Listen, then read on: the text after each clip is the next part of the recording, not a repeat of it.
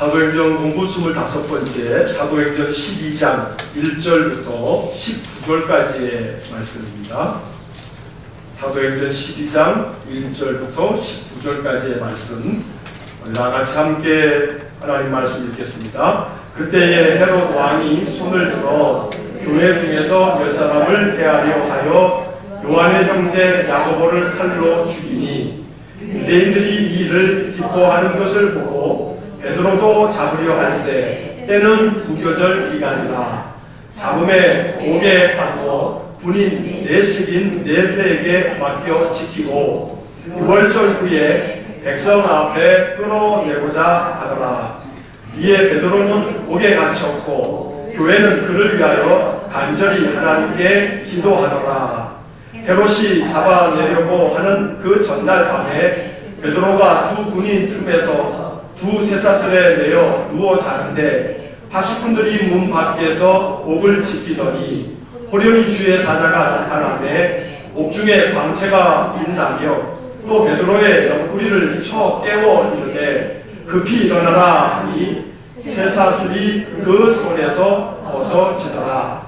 천사가 이르되 띠를 띠고 신을 신으라 하거늘 베드로가 그대로 하니 천사가 또 이르되 겉옷을 입고 따라오라 한데 베드로가 나와서 따라갈새 천사가 하는 것이 생시인 줄 알지 못하고 환상을 보는가 하니라. 이에 첫째와 둘째 파수를 지나 시내로 통한 쇠문에 이르니 문이 저절로 열리는지라. 나와서 한 거리를 지나매 천사가 곧 떠나더라. 이에 베드로가 정신이 들어서 이르되 내가 이제야 참으로 주께서 그의 천사를 보내어 나를 헤롯의 손과 유대 백성의 모든 기대에서 벗어나게 하신 줄 알겠노라 하여 깨닫고 마가라 하는 요한의 어머니 마리아의 집에 가니 여러 사람이 거기에 모여 기도하고 있더라. 베드로가 대문을 두드린데 로데라 하는 여자아이가 영접하러 나왔다가 베드로의 음성인 줄 알고 기뻐하여 문을 미처 열지 못하고 달려 들어가 말하되 베드로가 문 밖에 섰더라 하니 그들이 말하되 내가 미쳤다 하나 여자아이는 힘써 말하되 참말이라 하니 그들이 말하되 그러면 그의 천사라 하더라. 베드로가 문 두드리기를 그치지 아니하니 그들이 문을 열어 베드로를 보고 놀라는지라. 베드로가 그들에게 손짓하여 조용하게 하고 주께서 자기를 이끌어 옥에서 나오게 하던 일을 말하고 또 야고보와 형제들에게 이 말을 전하라 하고 떠나 다른 곳으로 가니라. 나리샘의 군인들은 베드로가 어떻게 되었는지 알지 못하여 적지 않게 소동하니 헤롯이 그를 찾아도 보지 못하매 파수꾼들을 신문하고 죽이라 명하니라. 헤롯이 유대를 떠나 가이사랴로 내려가서 머무니라. 아멘. 자, 프린트물을 한번 보시고 오늘 이 내용에 대해서 간략하게 한번 같이 보겠습니다. 우리 앞에 제가 써놓은 그 내용들을 한 목소리로 한번 같이 한번 읽어보겠습니다. 박해로 인해 흩어진 신자들로 말미암아 복음은 예루살렘에서 유대 사마리아까지 전해졌고 고넬료의 가족이 세례를 받음으로 말미암아 이방인에게도 복음이 전해지게 되었습니다. 이렇게 복음이 확장되는 가운데 교회에 대한 박해는 더욱 심해졌습니다. 헤롯 왕에 의해 사도 야고보가 순교를 당하였고 베드로는 감옥에 갇히게 되었습니다. 사도들 중에서도 핵심 인물들에 대한 박해가 거세지자 교회는 최대의 위기를 맞게 되었고 이 일로 예루살렘 교회는 큰 공포와 위협을 느꼈을 것입니다. 그러나 박해가 심하면 심할수록 신자들은 더욱 하나님을 의지하여 기도하였고 하나님께서도 구체적인 여러 표적으로 도와주셔서 초대교회는 더욱 든든하게 세워졌습니다. 위기는 단순히 위험한 시기를 뜻하지 않습니다. 위험과 함께 기회가 그 속에 담겨 있습니다. 교회 지도자들이 박해를 당하는 위기가 도리어 교회의 신자들로 하여금 깨어 기도하게 하였고 하나님의 도우심을 체험하는 기회가 된 것입니다. 무엇이든지 어떤 관점으로 바라보느냐가 중요합니다. 내 삶에 드리워진 위기가 있다면 그 속에서 기회를 볼 수 있는 안목이 열리길 소망합니다. 자, 첫 번째 질문서부터 한번 내용을 한번 살펴보겠습니다. 스데반 집사의 순교 이후에 예루살렘 교회 박해가 불어닥쳤고 많은 신자들이 유대와 사마리아 땅으로 흩어지면서 복음이 확장되었습니다. 그 박해가 더 심해지면서 헤롯 왕 때에 결국 사도들 중에 첫 번째 순교자가 나오게 되었습니다. 사도들 중에 첫 순교자는 누구인가요? 자, 2절 말씀해 보면 첫 번째 순교자가 누굽니까? 요한의 형제 야고보가 칼로 죽임을 당했습니다. 교회 시대에 첫 번째 순교자는 스데반이었죠. 사울이 중심이 돼서 유대인들에 의해서 돌에 맞아 죽게 됐죠. 그런데 12사도들 중에서 첫 번째 순교자는 바로 야고보였습니다. 세베대의 아들 야고보와 요한. 예수님께서 항상 제자들을 데리고 다니시면서 그 중에서도 세 사람을 또 따로 데리고 다니실 때 베드로와 야고보와 요한, 바로 그 야고보입니다. 그러니까 베드로와 야고보와 요한, 세베대의 아들 야고보와 요한, 이렇게 이름들이 거론되는 것을 보면 바로 이 야고보가 요한의 형인 것 같단 말이에요. 자, 그런데 이 예수님의 핵심 제자들 베드로, 야고보, 요한. 자, 이 중에 요한은 제일 오래까지 살았어요. 그래서 요한계시록을 쓸 만큼 AD 90년쯤이 되니까 아주 굉장히 오랫동안 살게 됐지만 나머지 이 세 사람 중에서 핵심 제자 베드로와 야고보는 아주 위태위태한, 지금 오늘 12장에서는 큰 위기를 만나게 되는 거죠. 자, 그래서 이 야고보가 첫 번째로 순교를 당하게 됐습니다. 자, 그런데 그 뒤에 17절에 가시게 되면 베드로가 그들에게 손짓하여 조용하게 하고 주께서 자기를 이끌어 옥에서 나오게 하던 일을 말하고 또 야고보와 형제들에게 이 일을 전하라 하고 떠나 다른 곳으로 가니라. 여기 야고보가 또 나온단 말이에요. 야고보와 형제들에게 이 말을 전하라 라고 했을 때 요 17절에 나오는 야고보는 이 2절에 나오는 야고보하고는 다른 야고보란 말이에요.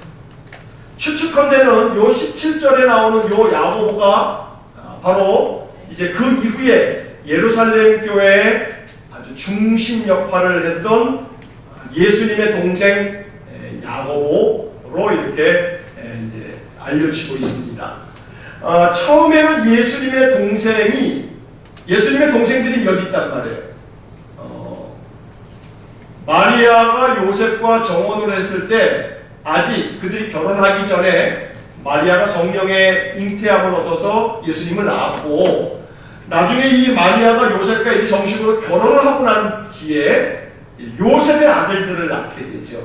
마태복음 13장에 보면 그 요셉의 그 아들들의 이름이 나옵니다. 그러니까 어머니는 같은 어머니지요. 예수님의 동생들이, 친동생들의 이름이 나오는데, 그 동생들이 초기에는 예수님이 막 사역을 하실 때는 예수를 믿지 않았단 말이에요. 예수님, 자기 형이 자꾸 엉뚱한 소리 한단 말이에요. 하나님의 아들이다, 나를 본 자는 하나님을 봤다. 그러니까 가족들조차 예수님이 마치 미친 줄 알았단 말이에요. 그런데 이 가족들이 예수님이 십자가에 죽으시고 다시 부활하신 것을 보면서 바로 내 형이 그냥 형이 아니다라고 하는 사실을 진심으로 믿게 되는 겁니다. 그래서 이 17절에 나오는 이 야고보는 예수님의 동생 야고보이고, 이 야고보가 히브리서 야고보서 나오는 그 야고보서를 기록한 그러한 사람입니다. 그래서 오늘 이 첫 번째 순교자 야고보는 세베대의 두 아들, 예수님이 핵심 제자 베드로, 야고보, 요한, 그 중에 그 야고보라는 사실을 우리가 이제 기억하면서, 자, 두 번째 질문을 보시면 헤롯 왕은 사도 한 사람을 죽이는데 그치지 않고 베드로까지 잡아 옥에 가두었습니다. 헤롯 왕이 베드로를 옥에 가둔 이유는 무엇인가요? 자, 3절 말씀에 보면 이 헤롯이 왜 베드로까지 옥에 가두었는지 이유가 나오게 됩니다. 3절 말씀 한번 보시면 한번 같이 읽어보겠습니다. 유대인들이 이 일을 기뻐하는 것을 보고 베드로도 잡으려 할세 때는 무교절 기간이라. 자, 왜 헤롯이 베드로까지 잡으려고 했냐면 3절에 나와 있죠. 유대인들이 이 일을 기뻐하는 것을 보고, 바로 이 일이 뭐냐면 바로 그 2절에 나오는 야고보를 칼로 죽인 일. 그러니까 이 유대인들이 아주 마치 사울이 그랬던 것처럼 아주 열심당원이었던 이 열심으로 율법을 준수했던 사람들은 예수 믿는 사람들을 다 율법을 저버리는 사람들로 많이 죽이려고 아주 혈안이 되어 있었단 말이에요. 그러던 중에 이 헤롯이 야고보를 칼로 죽이니까 유대인들이 얼마나 좋아했는지 몰라요. 그러니까 이 헤롯의 마음속에 유대인들이 이 야고보를 죽이는 것을 보고서 아주 기뻐하는 것을 보고 그 다음에는 이제 누구를 죽여야겠다는 생각을 하는 거예요? 베드로를 죽여야겠다. 베드로를 죽이면 유대인들이 나를 아주 열광을 할 거다 라는 그런 생각을 하게 되는 거예요. 그래서 베드로가 감옥에 갇히게 된단 말이에요. 자, 감옥에 갇혀있는 베드로가 우리가 이제 뒤에서 이제 봅니다만 천사가 그를 이제 건져내주는 이야기가 오늘 12장의 아주 핵심 이야기입니다만, 자, 베드로가 감옥에 갇혔어요. 무슨 생각 하겠습니까? 나 죽었구나. 이제는 내 차례구나. 야고보 사도가 이제 죽었으니 저놈들이 나도 칼로 죽이겠지 라고 하는 그런 생각을 베드로가 하고 있었을 겁니다. 자, 이 헤롯 왕은 성경에 헤롯 왕 이름이 좀 여러 번 나오지요. 예수님이 태어날 때 그때 왕이 헤롯 왕이었어요. 예전에 마가복음 공부할 때인가요? 그 얘기를 한번 했는데, 이 예수님 태어나실 때 그 어린 아이들을 죽이라고 이야기했던 이 헤롯, 그래서 요 헤롯을 좀 구분하기 위해서 이 사람을 대헤롯 이렇게 말을 합니다. 대헤롯 이렇게 이야기를 하고, 요 헤롯의 손자가 몇 명 있어요. 손자가. 그 중에 이 손자 중에 하나가 지금 요 헤롯인데, 요 헤롯을 헤롯 아그리빠 라고 이렇게 이야기를 합니다. 그래서 헤롯 아그리빠 1세라고 하는 사람으로 이제 이 헤롯이 등장을 하게 되는데, 대헤롯의 손자입니다. 이 헤롯 아그리빠는 이렇게 갈릴리가 있으면 유대 나라는 이렇게 토막을 내면 여기가 이제 북이스라엘 지역이었던 사마리아 보석을 중심으로 해서 이 지역은 사마리아 지역이라고 이렇게 중간에 사마리아가 있습니다만, 그리고 남쪽을 유다 혹은 유대라고 하고 위에를 갈릴리, 물론 갈릴리 호수가 있기도 합니다만 이렇게 삼등분을 합니다. 이 헤롯 안티바스가 아그리빠가 이 갈릴리 지역 이 북쪽을 다스리는 그런 왕이었습니다. 그래서 유대와 사마리아와 갈릴리가 각각 분봉왕들을 세워가지고 다스렸는데, 이 헤롯 아그리빠가 바로 오늘 여기 이제 등장하는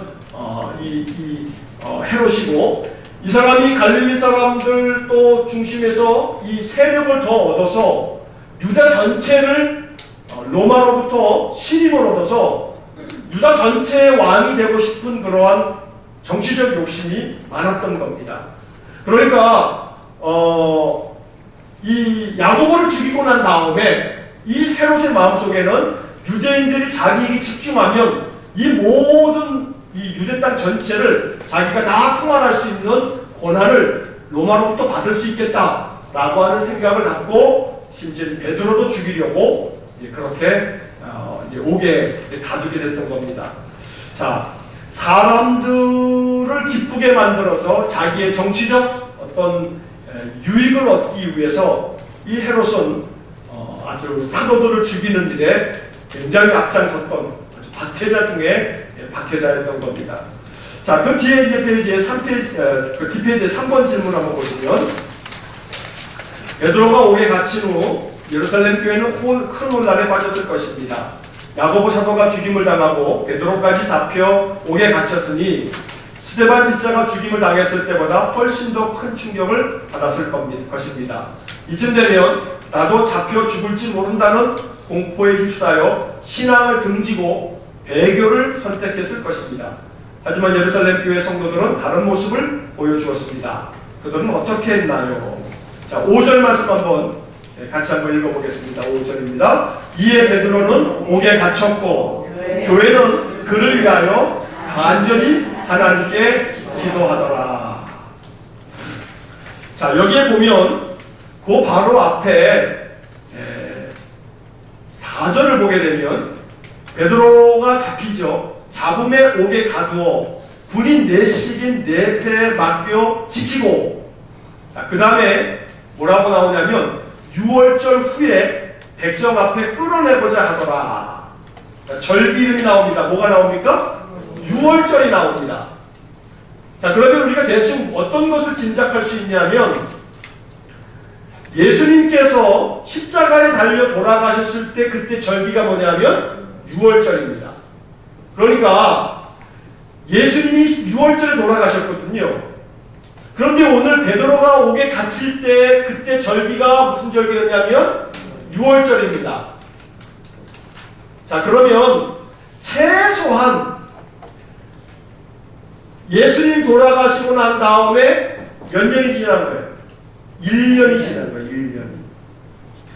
물론 이게 딱 1년 만인지 아니면 2년째 되는 6월절인지 3년째 되는 6월절인지는 알 수는 없습니다. 그러나 최소한 1년 이상이 되었다는 것은 알 수가 있습니다. 자, 그러면 이 이야기에서 예수님께서 십자가에 달려 돌아가실 때 제자들이 뭐 했냐면 다 도망가 버렸습니다. 그리고 우리가 사도행전을 읽으면서 그 앞에 한번 보시면 자, 사도행전 스데반이 죽고 난 다음에 사도행전 8장을 한번 잠깐만 한 두어 장만 넘겨보시고 사도행전 8장을 한번 보겠습니다.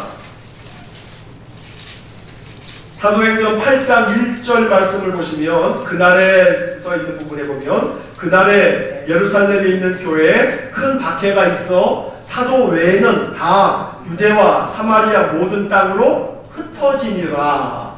자, 스데반이 죽고 난 다음에 사도 외에는 거의 모두가 다 유대와 사마리아 땅으로 어떻게 했습니까? 흩어져 버렸습니다.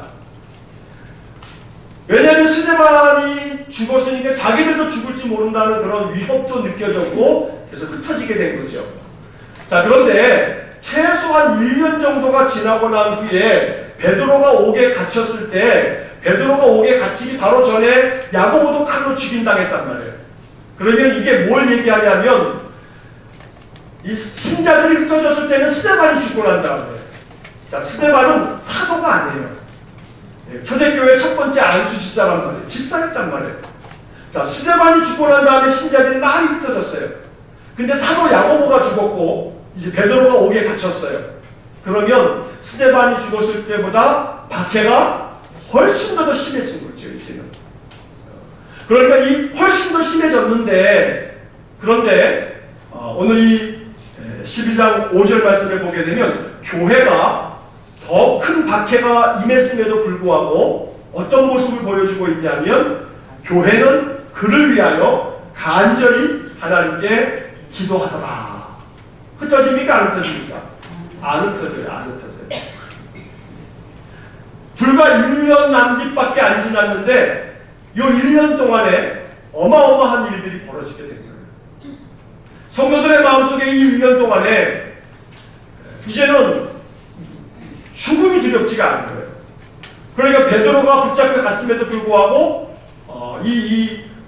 신자들이, 제자들이 도망가지 아니하고 함께 모여서 오히려 기도를 하게 됐다는 겁니다.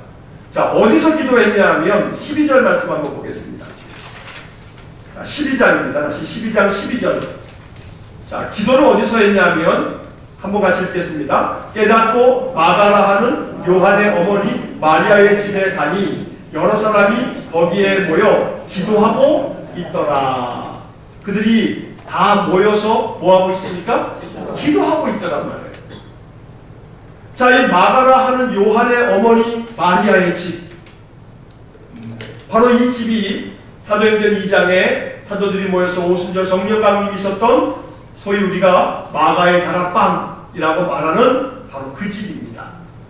그래서 성령 받았던 그 집에, 오순절 성령 강림이 있었던 그 집에 제자들이, 사도들이, 신자들이 다 모여서 거기서 기도하고 있더라는 겁니다. 예전 같았으면 스데반이 죽었을 때 다 뿔뿔이 흩어졌던 그러한 신자들이 야고보가 죽고 베드로가 붙잡힌 그러한 더 절체절명의 위기가 찾아왔을 때 그들은 더 이상 흩어지지 아니하고 함께 모여서 기도하고 있는 그런 모습을 우리가 여기서 볼 수가 있는 겁니다. 자, 이렇게 함께 모여서 기도하고 있을 때 스데반이 죽고 난 다음에 흩어짐으로 말미암아 물론 복음이 사마리아까지 이렇게 확장되어지는 역사가 있긴 했습니다만 이것은 하나님이 인간의 연약함까지도 하나님의 섭리를 위해서 사용하시는 거지, 이걸 뒤집어서 하나님이 복음을 확장시키시려고 그들을 흩어버리셨다 이렇게 거꾸로 해석하는 것은 이건 좀 논리적인 모순이 있는 겁니다.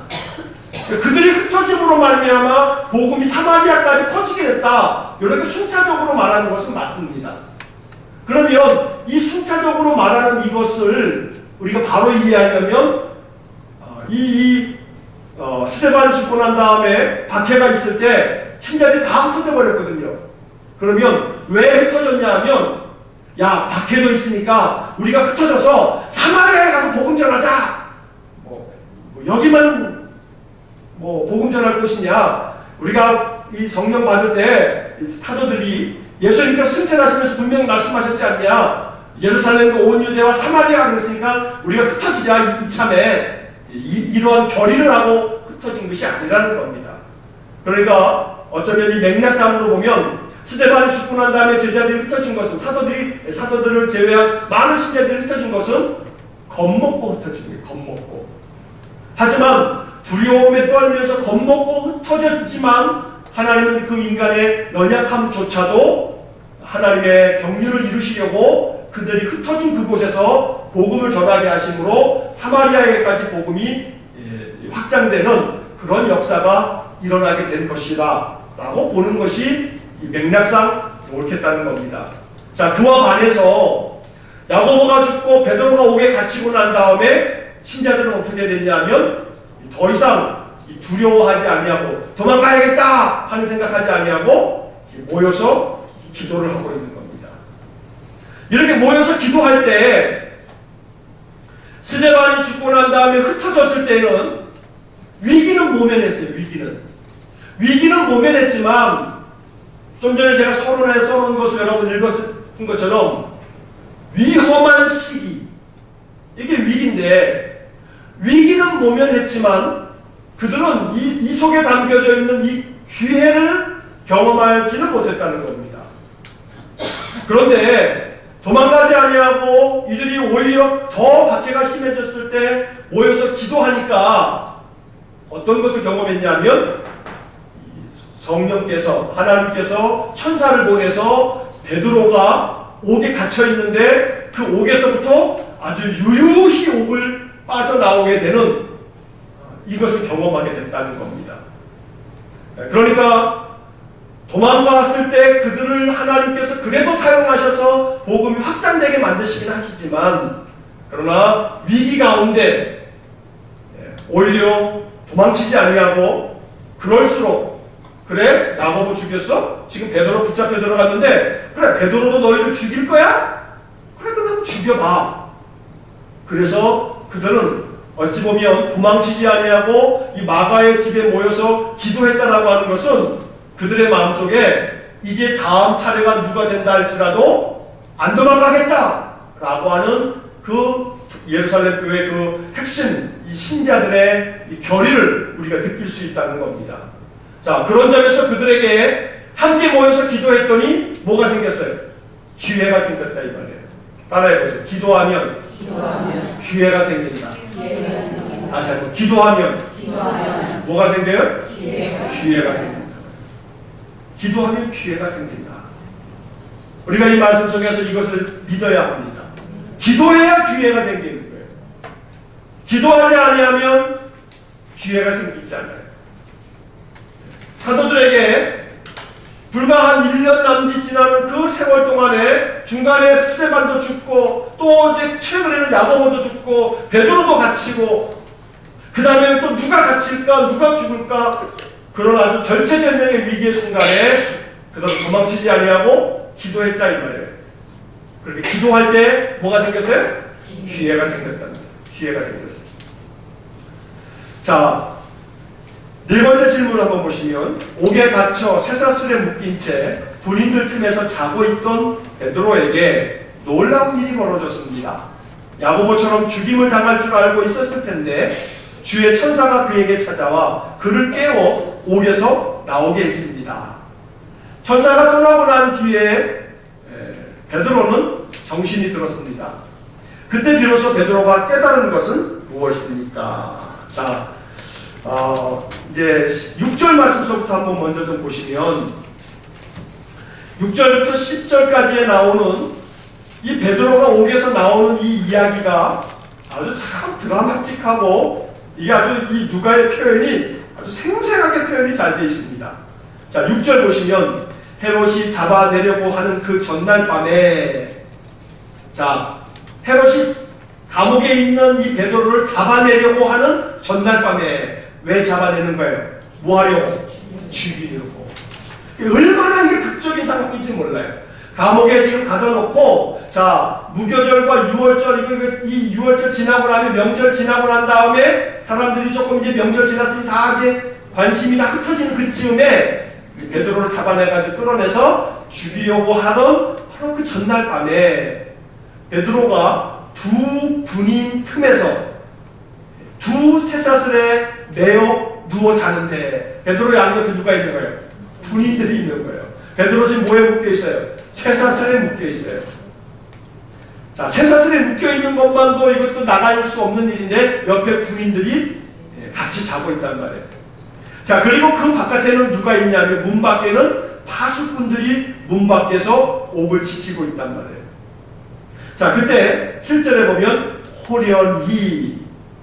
호련이라고 하는 말이 나와요. 호련이 주의 천사가 어떻게 했어요? 나타나매 옥중에 광채가 빛나며 또 베드로의 옆구리를 쳐 깨워 이르되 급히 일어나라 라고 했는데 뭐가 벗겨졌어요? 쇠사슬이 그 손에서 벗어지더라. 자, 누가가 이 표현을 보게 되면 베드로가 이렇게 잠들어 있는데 그 잠들어 있는 그때 천사가 어떻게 왔다 그래요? 호련이. 천사가 호련이 이 베드로에게 찾아왔던 겁니다. 자, 이 호련이라고 하는 이 말이 말이에요. 이게 참 설명할 수 없는 말인 거예요. 초자연적인 말인 거예요. 감옥에 갇혀 있는데 천사가 호련히 갑자기 싹 나타났어요. 그러니까 이게 설명할 수 없는, 있을 수 없는 그러한 일이 벌어지게 된 거예요. 기적이죠. 자, 이렇게 천사가 나타나서 그에게 자고 있는 이 베드로를 깨웁니다. 옆구리를 칩니다. 그러면서 급히 일어나라 라고 깨웠는데 쇠사슬이 이미 어떻게 돼 있어요? 풀어져 있어요. 자, 8절에 보면 천사가 이르되 띠를 띠고 신을 신다. 베드로가 그대로 따라합니다. 천사가 또 말합니다. 겉옷을 입고 따라와라. 그리고 베드로가 따라서 나아갑니다. 그랬더니 천사가 베드로는 천사가 자기를 이끌어가는 곳을 보면서 이게 뭐라고 생각하는 거예요? 야, 이거 환상 보는구나. 이거 생시가 아니야, 이거. 생시인지 환상인지도 분간을 하지 못할 만큼. 뭐 그도 그럴 것이 이 감옥에서 나오고 있으니 이게 생시라고 누가 생각할 수 있겠습니까? 또 환상을 보는가 이렇게 생각하면서 시내까지 나오게 되는 거죠. 자, 10절 말씀 보면 이에 첫째와 둘째 파수를 지나 시내를 통한 쇠문에 이르니 문이 저절로 열리는지라. 문도 저절로 열리고 쇠사슬도 저절로 풀리고, 이게 참 있을 수 없는 일이 벌어지게 되는 거죠. 그리고 난 다음에 10절에 보니까 천사가 곧 떠나더라. 천사는 곧 떠나고 없는 겁니다. 베드로가 졸지에 감옥에 있던 사람이 지금 어디로 이동되어 있냐면 거리로 이제 거리로 탁 나와 있는 겁니다. 자, 11절 말씀 한번 다 같이 한번 읽어보겠습니다. 이에 베드로가 정신이 들어 이르되 내가 이제야 참으로 주께서 그의 천사를 보내어 나를 헤롯의 손과 유대 백성의 모든 기대에서 벗어나게 하신 줄 알겠노라 하여. 자, 그때서 베드로가 정신이 들었습니다. 정신이 들고 보니까 이제야 참으로 주께서 그의 천사를 내게 보내셨구나 라는 것을 베드로가 깨닫게 된 겁니다. 자, 여기서 11절의 이 표현을 우리가 잘 마음속에 간직할 필요가 있습니다. 주께서 그의 천사를 나에게 보내셨다. 그래서 헤롯의 손에서 나를 건져내 주시고 유다 백성들의 모든 기대에서 나를 벗어나게 하신 것을 내가 알겠노라 라고 말하고 있는 겁니다. 자, 11절의 이 말씀을 이제 우리가 여기에 한번 밑줄을 한번 그어보십시오. 이제야 라는 말에 동그라미를 한번 쳐보세요. 이제야. 11절에 이제야 라고 하는 말에 동그라미를 치시고, 그 다음에 11절 맨 마지막 부분에 알겠노라 라고 하는 것에 동그라미를 한번 쳐보십시오. 이제야 알겠노라. 베드로의 이 깨달음을, 이 표현을 우리 마음속에 잘 간직하고 있어야 됩니다. 다시 말씀드리면 내가 이제야 알겠노라. 내가 이제야 알겠노라. 자, 그러면 지금 이 베드로가 감옥에서 나오게 되는 요 이야기를 우리가 보면서 한 가지 알아차려야 될 것은 뭐냐면, 베드로가 잠에서 천사가 와가지고 그의 옆구리를 치고 일어나라고 겉옷을 입으라고 따라오라고, 그래서 졸졸졸졸 계속 따라올 때까지 베드로의 생각 속에서는 이게 생시냐 환상이냐, 이게 환상인가 보다 이렇게 생각을 했는데, 천사가 다 가고 난 다음에, 천사가 곧 떠나고 난 다음에 비로소 베드로가 깨닫고 이제야 알았노라 라고 이야기를 하는 거예요. 자, 그러면 이 이야기 속에 담겨진 이 행간의 의미를 보면, 사건이 계속 진행되어지는 이 순간에는 베드로가 알아차려요, 못 알아차려요? 못 알아차려요. 그리고 사건이 종결되고 난 다음에 베드로가 뭐라고 얘기하냐면 이제야 알았노라. 이제야 알았노라. 그러니까 우리가 지금 이 인생의 삶의 지금 나의 삶의 자리가 여기일 수도 있고 여기일 수도 있고 여기일 수도 있어요. 어쩌면 지금 요 지점에까지 와 있는 사람도 있을지 몰라요. 이제야 알았노라 요 지점에 와 있을 수도 있어요. 근데 그 중간에는 내게 벌어지는 일들을 잘 못 알아차려요. 하나님께서 지금 나에게 어떤 역사를 지금 이루어가고 계시는지를 잘 모르더라 이 말이에요. 그리고 사건이 다 종결되고 난 다음에 돌아봤더니, 정신을 차리고 봤더니 이제야 하나님께서 그의 천사를 내게 보내서 헤롯의 손에서 유다 백성들의 기대에서 나를 벗어나게 만들어 주셨구나. 내가 이제야 알았노라 라고 베드로가 고백하더라 이 말이에요. 지금 나의 삶에서 벌어지는 많은 일들이 이것이 내가 미처 알아차리지 못해서 하나님께서 이러한 일들을 통해서 내 삶에 어떤 것을 이루실지, 나를 지금 어디로 데려가고 계시는지 알지 못하지만 나중에 가서 이제야 알았노라 라고 이렇게 깨달음을 가지고 고백할 수 있는 날이 있을 거라 이 말이에요. 이 날을 고대하시는, 이 날을 고대하시고 지금 나를 어디로 이끌고 가시는지 알지 못한다 할지라도 마음에 두려워하지 말자 이 말이에요. 언젠가 하나님이 이렇게 나를 이끄시려고 여기까지 이렇게 이끌어 오셨구나, 이제야 내가 알았다 라고 고백할 수 있는 그날이 반드시 우리의 삶 속에 있을 것입니다. 이것을 마음속에 확신하시면서 베드로가 이렇게 이끌려가는 그 과정 속에 비로소 그가 하나님이 나를 이렇게 이끄셨구나, 나를 이렇게 인도하셨구나 라고 하는 것을 생각하며 감사하게 될 날이 반드시 있을 줄로 믿습니다. 자, 다섯 번째 질문을 보시면 베드로가 사도들과 신자들이 모여있던 마가 요한의 어머니 마리아의 집에 도착하여 대문을 두드렸을 때 로데라는 여자아이가 영접하러 나왔다가 베드로의 음성을 듣고 문도 열지 않고 들어가 사람들에게 이야기했을 때 사람들의 반응은 어떠했나요? 자, 15절 말씀을 한번 보면 한번 15절 같이 읽겠습니다. 그들이 말하되 내가 미쳤다 하나 여자아이는 힘써 말하되 참말이라 하니 그들이 말하되 그러면 그의 천사라 하더라. 여기에서 이제 코미디가 나오는 거예요. 하이 코미디가 나오는 거예요. 자, 여자아이가 문을 두드리는 사람이 있어가지고 나가서 누구세요? 하고 그랬더니 베드로가 나다, 베드로다. 그러니까 이 여자아이가 너무나 기뻐서 베드로 사도께서 오셨습니다 하고 문을 열어줘야 되는데 문도 안 열고 들어가가지고 기쁜 나머지 들어가서 베드로가 사도께서 오셨다고 막 이야기하니까 사람들이 뭐라 그러는 거예요? 네가 미쳤다. 네가 미쳤다. 이 아이가 어떻게 합니까? 힘써 말하되 진짜예요. 진짜 베드로예요. 분명히 베드로의 목소리였어요. 그랬더니 뭐라고 해? 그 다음에는 그러면 천사다. 천사다.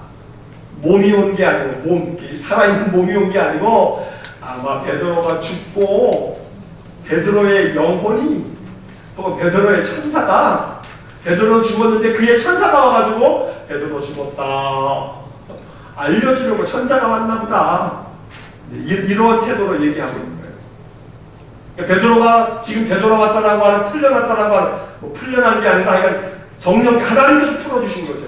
그렇게 돌아왔다라고 하는 사실을 이 사람들이 믿어요, 못 믿어요? 못 믿죠, 못 믿죠. 이제 안 믿고 있는 거예요.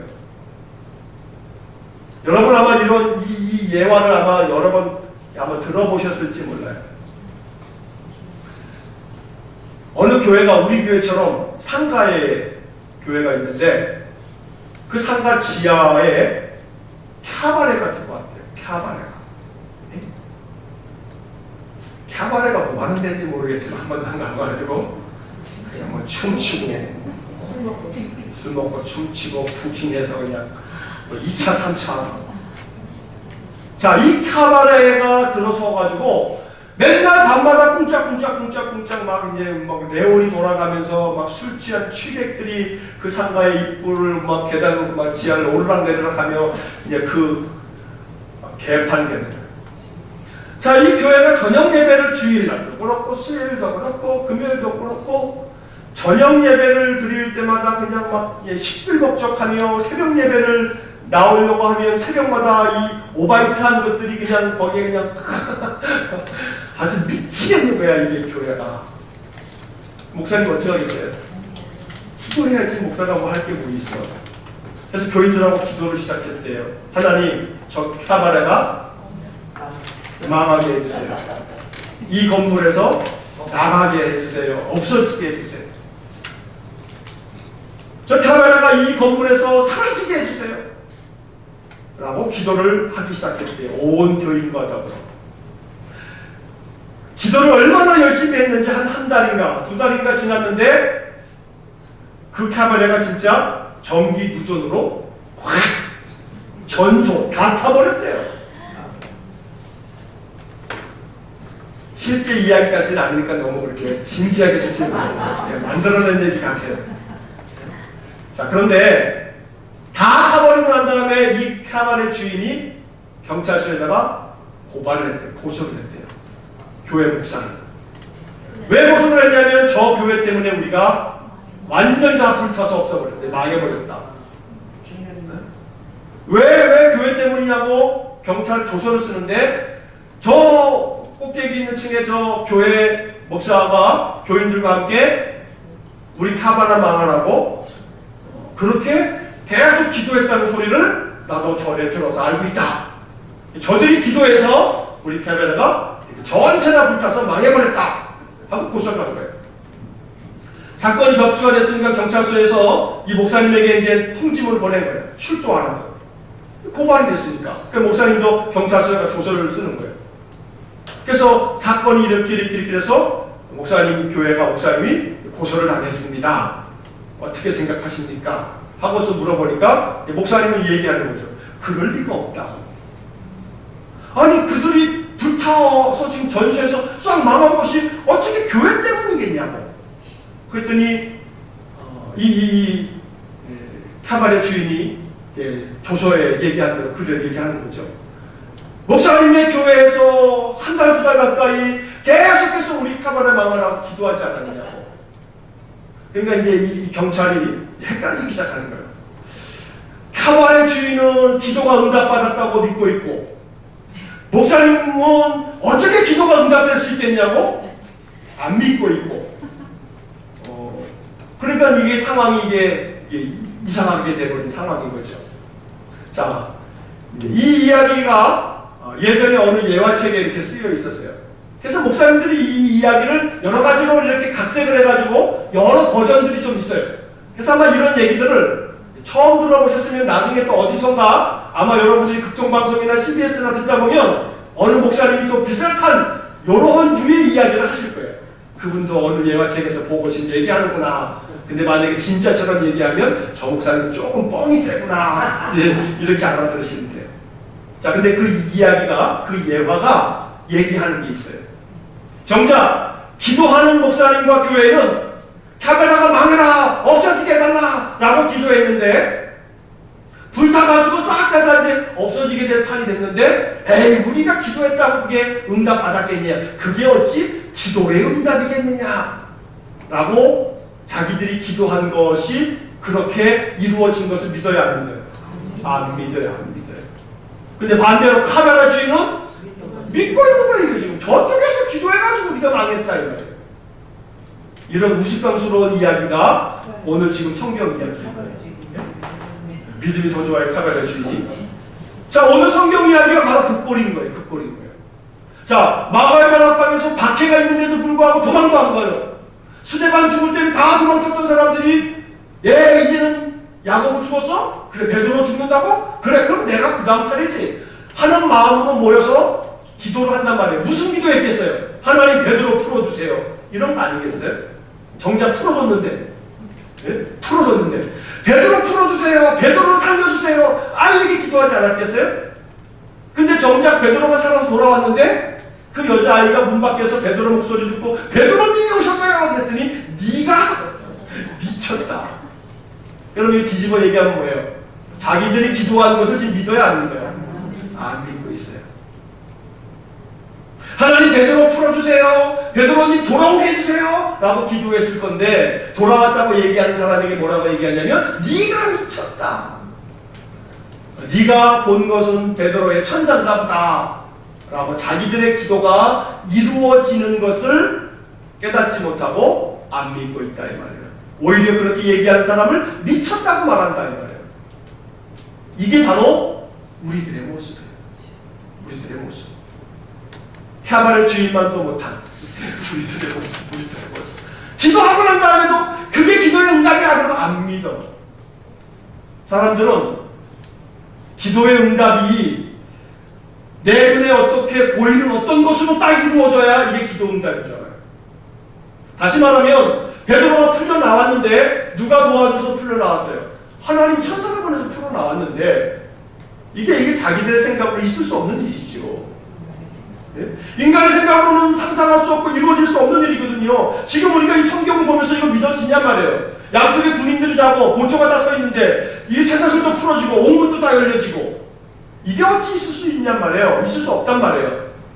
그런데 중요한 것은 그렇게 있을 수 없는 주님의 응답에 대해서 우리는 기대도 안 한단 말이에요.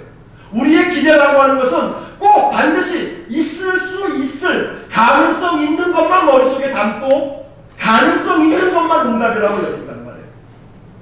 하나님은 우리가 가능하지 못하다라고 여기는 것조차도 하나님의 방법으로 도우실 수가 있단 말이에요. 성경은 믿음의 책이에요. 이거 성경은 과학책이 아니에요. 성경은 상식책이 아니에요. 이거 인문학책이 아니에요.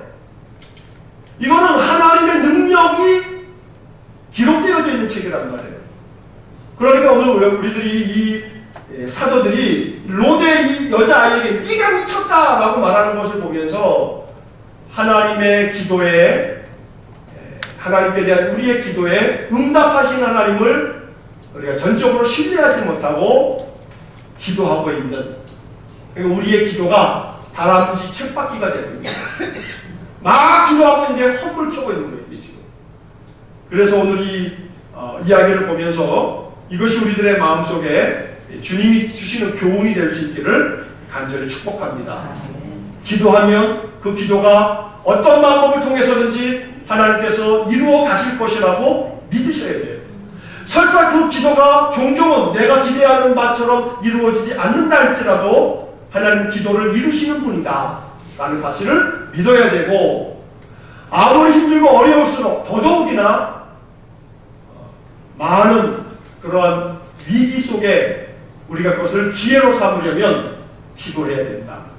기도는 기회를 만들어내는 하나님의 방법이라는 사실을 우리가 잊지 말아야겠습니다. 자, 그 뒤에 우리 6번째 질문 한번 보겠습니다. 6번째 질문은 뭐 질문이라기보다는 한번 다 같이 한번 마지막 결론처럼 다 같이 한번 읽어보겠습니다. 베드로는 놀라움을 금치 못하는 사람들을 조용하게 하고 그에게 어떤 일이 일어났는지 말했습니다. 그리고 야고보와 형제들에게 이 말을 전하라고 하고 다른 곳으로 떠났습니다. 가장 확실하고 은혜로운 증거는 나에게 어떤 일이 일어났는지를 말해주는 것입니다. 주님이 나에게 어떤 일을 행하셨는지를 살펴보십시오. 그것을 민감하게 느끼고 찾아내고 증거하기를 주님은 원하고 계십니다.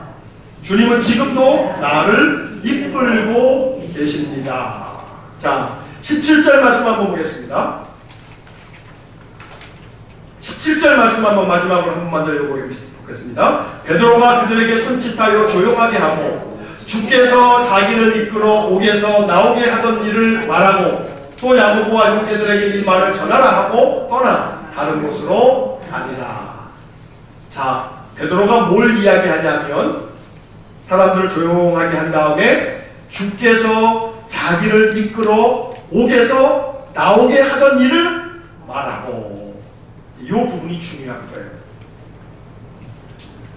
결국 가장 은혜로운 말은 주님이 나에게 어떤 일을 행하셨는지 말하는 게 제일 은혜로운 거예요. 주께서 자기를 이끌어 나를 이렇게 이끄셔서 옥에서 내가 나오게 됐다 하는 바로 이 일을 말하고 있더라 이 말이에요. 자, 따라해보세요. 말하려거든 주께서 나에게 이루신 일을 말하자. 주께서 나에게 행하신 일, 주께서 나에게 주신 일, 주께서 내 마음에 부어주신 깨달음, 주께서 내 삶 속에서 이루어 가신 일들 말하려면 이거 말하자 이 말이에요. 여기에 은혜가 있는 거예요. 여기에 은혜가 있어요. 주님이 나에게 행하신 일들, 주님이 내 마음속에 주신 감동, 주님이 나에게 하신 일을 말하는 데서 거기서 은혜가 나오는 거예요. 반대로 은혜를 다 깨트려버리는 건 뭐냐면 주께서 나에게 하신 일을 말하는 것은 은혜가 되는데 주께서가 아니라 사람이 행했던 일들, 그것도 자기 일이 아닌 다른 사람의 일들, 자기 이야기를 하는 데에서 은혜가 나와요. 근데 자기가 행한 일을 자기가 얘기하는 데서 은혜가 나오진 않아요. 주께서 나에게 행한 일을 이야기할 때 은혜가 나오는 거예요. 내가 이렇게 했어, 내가 이렇게 했어, 그러면 거기서 은혜가 나와요. 사람들이 뭐라 그래요, 속으로? 그래, 너 잘났다. 자기가 행한 일을 말하는 데에서는 사람들이 그래 너 잘났다 이렇게 반응이 나옵니다만, 주께서 나에게 이렇게 행했다라는 이야기를 할 때 거기에 은혜가 나오고 감동이 있는 거예요. 만약에 주님께서 나에게 이렇게 하셨습니다 라고 말하는데도 불구하고 어떤 사람이 그래 너 잘났다 라고 한다면 그 사람은 참 위태로운 영성을 가지고 있는 사람이에요. 그게 바로 성령을 거스리는 거예요. 성령을 거스리는 거예요. 주께서 이렇게 내 안에 은혜를 주셨소. 나의 삶에 이렇게 나를 붙들어 주셨고 내게 이러한 은혜를 주셨습니다. 주님께 감사하고 주님께 영광입니다.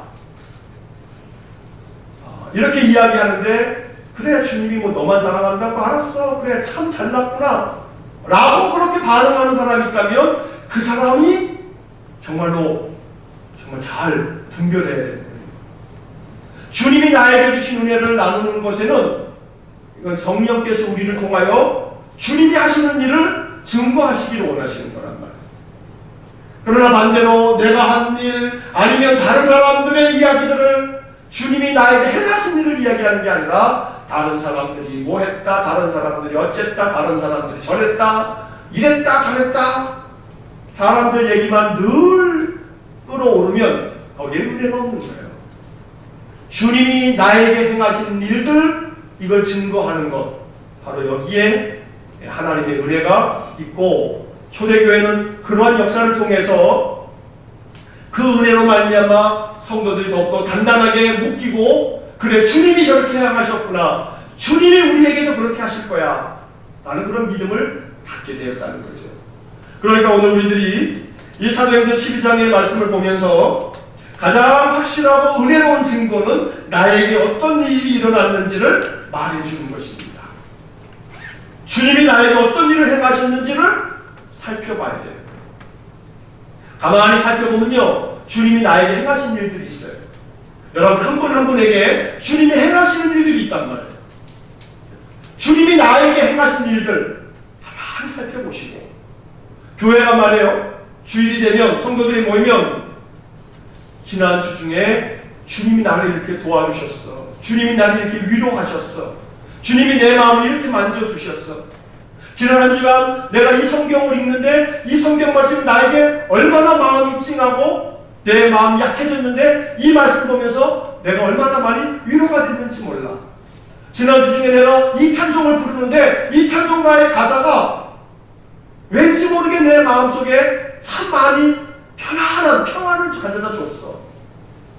사람을 만나서 이런 이야기를 나눌 수 있다면, 이런 이야기가 많아지는 교회라면 그 교회는 얼마나 은혜스러운 교회이겠어요.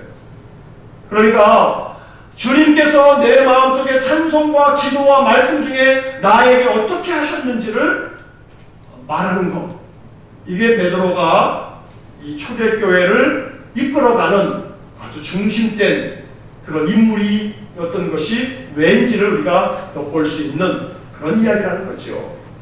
그래서 오늘 우리들은 좀 더 민감해져야겠어요. 민감하게 느낄 수 있어야겠어요. 주님이 나에게 무엇을 하고 계시는지를 민감하게 느껴야겠어요.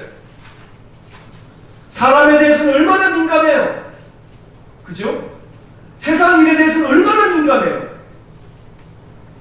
누가 나에게 조금만 뭐라고 그러면 얼마나 민감하게 반응해요. 저 사람이 왜 그러지? 저 사람이 왜 나를 저렇게 보지? 저 사람이 왜 나한테 저렇게 행동하는 거지? 얼마나 그 사람이 왜 그랬을까 하고서 얼마나 민감하고 예민하단 말이에요. 그냥 그럴 때는 둔해도 되는데 사람에 대해서는 둔하고 하나님에 대해서는 좀 민감할 수 있는, 하나님이 나를 이렇게 하시는구나, 내게 이렇게 말씀하시는구나, 나에게 이러한 것들을 지금 지시하고 계시는구나, 주님이 나에게 이런 낯빛으로 나를 바라보고 계시는구나. 사람이 나를 어떻게 보느냐에 대해서는 관심 갖지 마세요. 그 사람이 그렇게 보든지 말든지 주님이 나를 어떻게 보느냐에 관심을 가지셔야 되지 않겠어요? 주님이 나를 왜 저렇게 바라보시지? 오늘따라 주님이 나를 왜 저 모양으로 바라보시지? 나에 대해서 주님이 뭐가 섭섭하신 거지? 내가 뭘 잘못했는가? 주님이 나를 왜 저렇게 바라보고 계시는 거지? 이렇게 주님이 나를 어떻게 대하고 계시는지에 좀 더 민감해지려고 그렇게 우리의 마음을 주님께 향하여 있다면 하나님은 반드시 우리의 기도뿐만 아니라 우리의 삶의 많은 영역에 찾아오셔서 우리에게 은혜를 주시고 또 우리에게 놀라운 기회를 주실 줄로 믿습니다. 베드로를 기가 막힌 방법으로 아주 초자연적인 방법으로 그를 풀어주셨습니다. 이 이야기에서 베드로가 어떻게 풀어놨느냐라고 하는 것을 밝혀라! 이건 별로 중요한 게 아니에요. 베드로의 쇠사슬이 어떻게 풀렸고 파수꾼들이 다 지키고 있는데 뭐 투명인간도 아니고 어떻게 나올 수 있느냐? 이거 순전히 뻥이다! 이건 믿음 없는 사람들이 바라보는 얘기예요. 성경이 결코 이러한 것들을 어떻게 이렇게 풀었다, 이렇게 나갔다, 이걸 얘기하려고 하는 책이 아니란 말이에요. 성경은 우리에게 하나님 바라보도록 믿음을 갖게 만들어주는 책이라 이 말이에요. 오늘 베드로가 이렇게 갇혀있는 중에 있었지만 죽음이 바로 눈앞에 있었단 말이에요. 전날 밤에 이런 일이 벌어졌어요. 하나님이 기가 막힌 타이밍에 우리의 삶에 간섭해 주시는 일들이 있어요. 여러분 사시다 보면 어느 한순간에 정말로 기가 막힌 타이밍에 나를 도와주셨다 라고 고백되는 그런 순간들을 경험하실 때가 있어요. 한 가지 기억하실 것은 베드로가 이렇게 감옥에서 풀려나오는 것이 번번이 풀려나오는 게 아니에요. 베드로가 이런 기적을 경험한 게 뭐 날이 몇 날마다 오는 게 아니란 말이에요. 이게 아마도 베드로도 일평생 한 번 경험한 것인지 몰라요.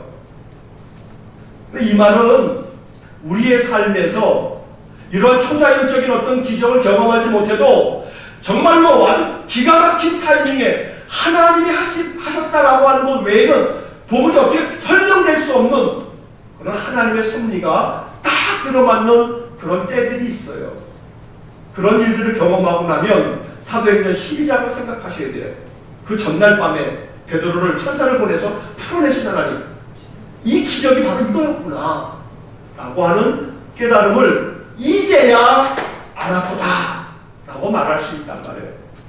오늘 베드로의 이 11절에 나와 있는 이 말씀, 내가 이제야 알겠노라, 내가 이제야 알겠노라, 바로 이러한 고백이 저와 여러분들의 삶 속에서 정말로 아주 마음에 소스라치게 놀랄 만큼 내가 이제야 알겠노라 라고 하는 이 역사를 경험하실 수 있게 되기를 주의 이름으로 간절히 축원합니다. 우리 한번 기도하시겠습니다.